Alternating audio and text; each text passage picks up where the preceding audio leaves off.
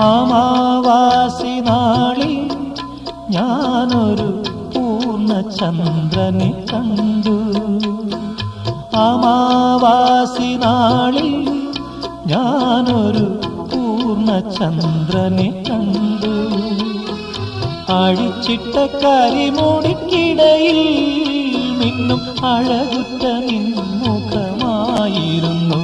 അതൊരപൂർവ ദർശനമായിരുന്നു.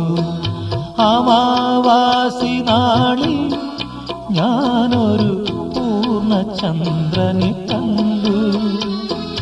അഴിച്ചിട്ട കരിമുടിക്കിടയിൽ മിന്നും അഴകുറ്റ നിൻമുഖമായിരുന്നു.